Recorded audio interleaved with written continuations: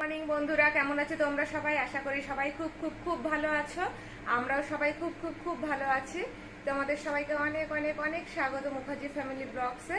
আর একটা বৃষ্টি ভেজা সকালবেলা, কারণ আজকে সকালবেলা থেকে কিন্তু খুব জোর বৃষ্টি হচ্ছে। আর আলসেও করছিলাম, বৃষ্টি হলে যাই হয় আর কি, আলসে করা। তো সকালেও উঠে পাকুমকে খাওয়ানো হয়ে গেছে। ও বলেছে মাম্মাম রোজ ওটস খাবো না, একদিন কিছু না অন্য কিছু করে দাও। আজকে ম্যাগি করে দিয়েছিলাম। তো আজকে ও ম্যাগি খেয়েছে, কৌস্তব মা আমি সবাই মিলে চা খাওয়া হয়ে গেছে আমাদের। আমি রান্নাঘরে অলরেডি চলে এসেছি, যেহেতু কৌস্তবের বেরোনো আছে, আর তো বেশিক্ষণ আলসে করে লাভ নেই। পাকুমকেও বলছি যে বই খাতা নিয়ে আসে, এই তো পাকুম চলে এসছে। গুড মর্নিং বলো। Good morning. বই খাতা নিয়ে আসছো? তাতে যাও বই খাতা নিয়ে আসো। তো আজকে আমি রান্না করছি, ডাল করছি, একটা ভাজা করছি ডালের সাথে, আর কি বলে ওটাকে, চিংড়ি মাছের ভাপা করছি।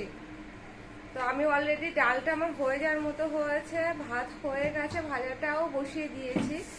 কারণ ডালটা সেদ্ধ করে না আমি তখন করে খেতে বসিয়েছিলাম, যেখানে সময়টা লাগে।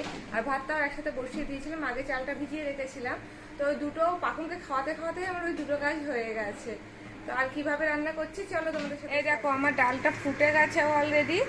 এটা আমি কি বলে পেঁয়াজ আর রসুন আর কাঁচা লঙ্কা ফোড়ন দিয়ে করছি, এই যে মসুর ডালটা। এটা নামিয়ে দেব এবার। আর এখানে আমি বসিয়েছি এই যে ভাজাটা কি কি ভাজা জানো? এর মধ্যে কুমড়ো আছে, বরবটি আছে, আলু আছে, আর আগের দিন লাউ করেছিলাম, লাউয়ের খোসাও আছে। কুমড়ো, বরবটি, আলু, লাউ খোসা আর পেঁপে আছে। এই যে দিয়ে এটা আমি ভাজা করছি, এটা ডালের সাথে খাওয়ার জন্য। চাপা দিয়ে ভাজা করব, ভালো করে সেদ্ধ হয়ে যাবে। তারপর লাস্টে কিন্তু একটু চিনিও দেবো। তো এটা এই রান্না দুটো প্রায় হয়ে যাওয়ার মতো হয়েছে। এবার আমি চিংড়িটাকে রেডি করব চিংড়ি ভাপার জন্য, আর তোমাদের সাথে শেয়ার করবো আমি চিংড়ি ভাপার ঝটপট কীভাবে তৈরি করব। ভাজাটা কিন্তু হয়ে গেছে, আর ভাজাটা দেখতে এরকম হবে। তোমরা চাইলে এর মধ্যে একটু পেঁয়াজও দিতে পারো। আমি আর এর মধ্যে পেঁয়াজ দিইনি, ভাজাটা কিন্তু দেখতে এরকম হয়েছিল।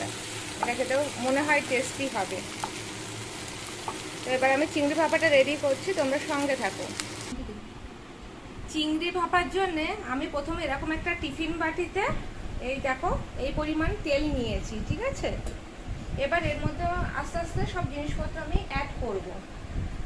তো এর মধ্যে তেল নেওয়ার পরে আমি প্রথমে হলুদ গুঁড়ো দিয়ে দিচ্ছি, এই যে পরিমাণ মতো হলুদ গুঁড়ো দিয়ে দিচ্ছি তেলের মধ্যে।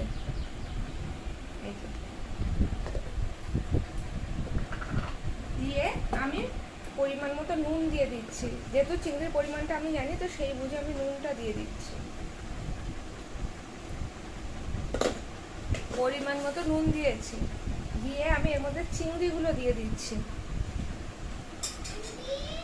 চিংড়িগুলোকে আমি কিন্তু খুব ভালো করে ধুয়ে নিয়েছি, ধুয়ে পরিষ্কার করে নিয়েছি। আর চিংড়ি যখন খোসা ছাড়াবে অবশ্য মনে করবে এই যে পিঠে যে শিরার মধ্যে এটা একটু চিরবে, চিরলে দেখবে এর মধ্যে একটা কালো শিরা থাকে, সেই শিরাটা কিন্তু অবশ্যই বের করবে, না হলে বলে পেটের সমস্যা হয়, আর ওটা নোংরা শিরা। আমি এর মাথাগুলো ছাড়িয়েছি, কিন্তু এগুলো ছাড়াইনি, আমি ভালো করে এগুলোকে কিন্তু ধুয়ে নিয়েছি।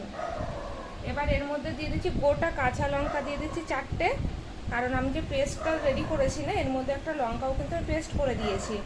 তো এর মধ্যে আছে সর্ষে বাটা আছে, সাদা তিল আছে, আর একটু নারকেল কোড়া আছে। আমি সারাক্ষণ নারকেল কোড়া দিই না, আজকে দিলাম কারণ ঘরে অনেকগুলো নারকেল জমে গেছে। ঘরে 2টো নারকেল ছিল, তা সত্ত্বেও গতকালকে ফেরার সময় আবার 2টো নারকেল নিয়ে এসছে। তো অনেকগুলো নারকেল জমে গেছে বলে ভাবলাম আজকে নারকেল বাটা দিয়েই করে দেখি কেমন হয়। এবার আমি এটাকে খুব ভালো করে চিংড়ির গায়ে লাগিয়ে দিচ্ছি পেস্টটাতে। আর এই পেস্টের মধ্যে কিন্তু আমি সামান্য পরিমাণে চিনি মিশিয়ে রেখেছিলাম, না হলে টেস্টটা ঠিকঠাক আসবে না। এটা ভালো করে মাখাতে হবে যাতে সব মশলা আর কি সব চিংড়ির ভেতরে যায়। এটাকে তোমরা কড়াইতে করতে পারো, কড়াইতে একটু জল দেবে, জল দিয়ে তারপরে এই টিফিন বাটিটা বসিয়ে করতে পারো। ওটাতে অনেকটা সময় লেগে যায়, আর আমার মনে হয় অনেকটা গ্যাসও নষ্ট হয়। তো আমি এটাকে কুকারে করছি। কুকারে আমি এটা সিটি দিয়ে নেব। কুকারে একটা স্ট্যান্ড বসিয়েছি, তার মধ্যে সামান্য পরিমাণে জল দিয়েছি, ঠিক আছে? তো ওর মধ্যে জল দিয়ে স্ট্যান্ডের ওপরে এটা বসাবো, বসে 2টো সিটি দেবো। কুকারটাতে। এক একটা কুকারের সিটির টাইম এক এক রকম থাকে। আমার কুকার সেটা তোমরা একটা নিজে আইডিয়া করে নেবে যে কতক্ষণ এটা ভাপা হতে পারে। এই দেখো কি সুন্দর দেখতে লাগছে না এখনই, খুব ভালো কিন্তু একটা গন্ধও বেরিয়েছে। আর এটা খেতেও খুব টেস্টি হয়। আর যেহেতু এটা বেশ শুকনো শুকনো হয় তার জন্য আজকে আমি ডাল করেছি। আর চাটনি আমার করাই থাকে। এবার যেদিনকে চাটনি করবো না তোমাদের সাথে অবশ্যই শেয়ার করবো। তোমরা ভাবতে পারো সারাক্ষণ ফ্রিজে চাটনি করেই রাখে, কিন্তু কীভাবে করে কখনো শেয়ার করে না। আমি যখন যেটা পাই সেটা চাটনি তৈরি করে রাখি। ভালো করে মিক্স করে দিয়েছি দেখতে পাচ্ছ। এই দেখো যেহেতু নারকেল দেওয়া আছে বেশ একটা থকথকে মিশ্রণ হয়েছে। এবার আমি এটাকে ভালো করে না ঢোকে, ঠিক আছে। এই যে কুকারে দেখতে পাচ্ছ আমি স্ট্যান্ডটা বসিয়ে দিয়েছি, আর তলায় দেখো সামান্য পরিমাণে জল দিয়েছি যাতে দুটো সিটি পড়বে, তো সেই পরিমাণে আমি জল দিয়েছি। এবার এই টিফিন বক্সটাকে আমি এর মধ্যে আস্তে আস্তে সেট করে দিচ্ছি।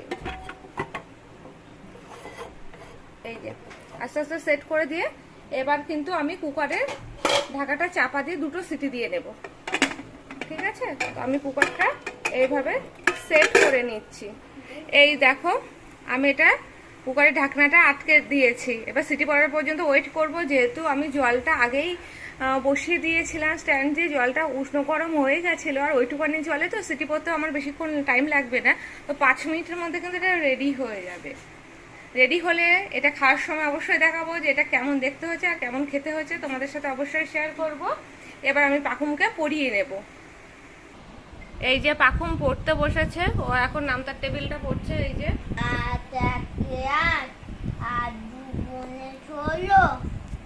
বললো মামা আজকে আমি নামটা আগে পড়ি। নামটা আমি ওকে বলছি প্রত্যেকদিন পড়ার শুরুতে পড়ে নিতে, যে তোর মনে থাকে। 24 হ্যাঁ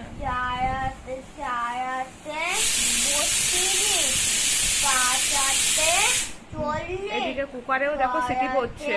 48 8 56 8 64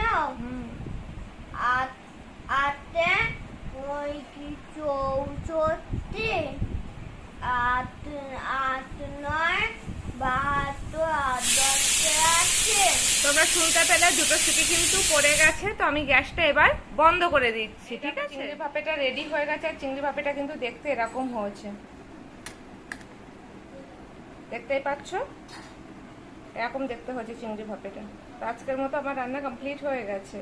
আর বাকি কি কাজ করে অবশ্যই তোমাদের সাথে শেয়ার করব। পাখুম খেতে বসেছে, এই দেখো পাখুম খাচ্ছে। এই যে পাখুমের ভাতটা ডাল দিয়ে মাখা আছে, আর পাশে চিংড়ি ভাপা থেকে চিংড়ি দেওয়া আছে। ও খুব খুশি, কারণ ওইটা খেতে খুব ভালোবাসে, সর্ষে বাটা দিয়ে চিংড়ি। বাবা টেস্টি হয়েছে? ওলে বাবালে, ওইটা খেতে খুব ভালোবাসছে। আজকে তাড়াতাড়ি খাওয়া হয়ে যাবে, খাড়ে খাড়ে বলে মামামকে চিৎকারও করতে হবে না। তো চলো আমরা খেয়ে নি, তোমরাও খেয়ে নাও। দেখেছো কেমন ঝিরঝির করে বৃষ্টি পড়ছে, আর আকাশ কত মেঘলা, আর ছাদটা দেখো কত শ্যাওলা জমে গেছে। এই কয়দিনে বৃষ্টিতে শ্যাওলা জমে গেছে। আগের দিন কৌস্তব ভালো করে ঝাড় দিয়েছিল, কিন্তু দেখো কত শ্যাওলা জমেছে। তো আমি ভাবছি আমি স্নান করতে যাওয়ার আগে একবার ছাদটাকে পরিষ্কার করে দিয়ে যাই। এমনি নর্মালি ঝাঁটা দিয়ে দেবো, তারপরে যখন রোদ্দুর হবে তখন আবার ভালো করে পরিষ্কার করা হবে ছাদটাকে। অল্প এখান থেকে ফুল পাতাগুলো এইগুলো আমি এখন ছাদটা পরিষ্কার করছি। আর এই নোংরাগুলো থেকে না বেশি শ্যাওলা জন্মায়, দেখতেই পাচ্ছ। এই যে ফুলগুলো পড়ছে ঝরে ঝরে, গাছের পাতাগুলো রয়েছে, এগুলো থেকে বেশি শ্যাওলা জন্মায়। তো আমি এইগুলোকে আগে পরিষ্কার করে এখান থেকে ফেলে দেবো। যতদিন না রোদ্দুর উঠছে না ঠিক করে, ততদিন এই যে ছাদটার অবস্থা এই থাকবে। ভয় লাগে পাখুম আছে তো ছাদে, যদি স্লিপ করে পড়ে তো গেল। ছোটবেলা একবার পড়েছিল, যদিও স্লো মোশনে পড়েছিল বলে না ওর তেমন লাগেনি। তো আমি এই জন্যে এইগুলোকে পরিষ্কার করে দিচ্ছি। আর টিপ টিপ করে বৃষ্টি পড়ছে, দেখতেই পাচ্ছ তোমরা। এই দেখো এই নোংরাগুলো তুলে আমি এখান থেকে ফেলে দেবো। তারপর ছাদটাকে একবার শুধু জল দিয়ে ধুয়ে দেবো। আমার এই আজকে ছাদটা আমি এইটুকুনি পরিষ্কার করছি, শুধু পাতাগুলো ফেলে দিচ্ছি। আর এগুলোকে বাদে কোস্তাব একসময় ঘষে দেবে। এই বৃষ্টির মধ্যে আমি ভিজে আর এগুলো পরিষ্কার করবো না, যদি শরীর খারাপ হয় তাহলে কোস্তাব এসে বকবে। তো যাই হোক আমি এগুলো এখন ফেলে দিচ্ছি।